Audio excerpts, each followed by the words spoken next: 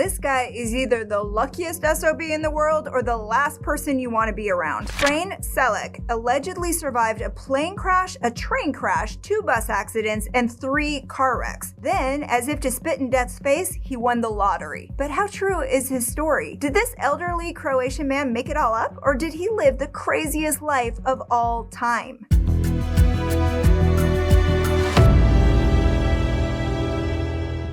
Welcome to True Crime Recaps. I'm Amy, and for the record, I know cheating death isn't necessarily a crime, but can't we all just use a little break from murder? So how many times do you have to cheat death before it stops trying? Twice? 3 times? 4? Has anyone ever made it that high? Well, meet Frane Selak, a Croatian music teacher with a story so fascinating it's hard to believe. He cheated death 7 times, and then he won the lottery because why not? But is that even possible? Can someone really be that lucky or unlucky, depending on how you look at it? Frane was born in Croatia in 1929. You can argue that surviving a world war was his first official brush with death, but he doesn't count that. The first 33 years of Frane's life were largely uneventful. He went to music school, he learned piano, he got married, he had a son, he got divorced, and he got married again. His second life begins in January 1962 when he boards a train from Bosnia to Croatia. According to German magazine The Mirror, the tracks ran through a gorge along a river that was known to freeze in the wintertime. As the story goes, Frane is sitting next to an old woman in his compartment. It's rainy, and a boulder has rolled onto the tracks somewhere along the river. The train derails, and it plunges into the frozen water. Frane breaks his arm and develops hypothermia, yet somehow he manages to swim to shore. Other retellings claim Frane helped the old woman with one hand while someone else dragged them from the water. Meanwhile, 17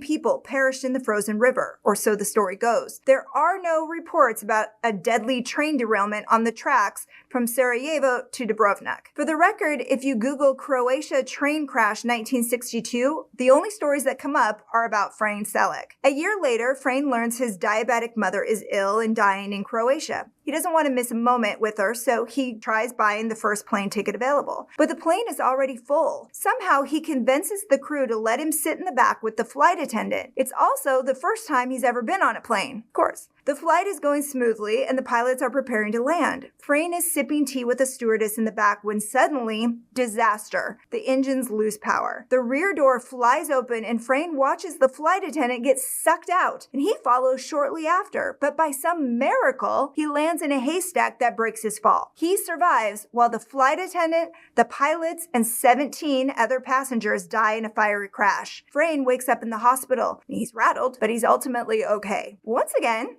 there's no documentation of this alleged plane crash. When you Google Croatia plane crash 1963, the only stories that come up are those about Frane Selak. For the record, there were over 60 plane crashes in 1963. Bad year for planes. All well documented regarding flight numbers, route, plane model, number of fatalities. They spanned every corner of the world, from Alaska and Russia to Brazil and the Philippines. But nothing in Croatia. It's also interesting that 17 appears in both stories. Now, this could just be that telephone effect after 60 years of retelling. Technically, if you count the pilots and the flight attendants, 20 people died in the plane crash. So Frane remained accident-free for the next 3 years. And then in 1966, a bus he was on skidded into a river near the southern Croatian town of Split. 4 people drowned while Frane swam to safety, only suffering minor cuts and bruises. Are you really going to make me say it? There is once again nothing about a deadly bus crash in Split, Croatia, formerly Split, Yugoslavia. In fact, on February 16th, 1966, 29 people died in a train accident in Split, so it's not like they were keeping track of this stuff. Frane's 4th and 5th brushes with death came in 1970 and 1973. On both occasions, his car spontaneously caught fire and he escaped before the engine exploded. His 6th run-in with the Reaper came in 1995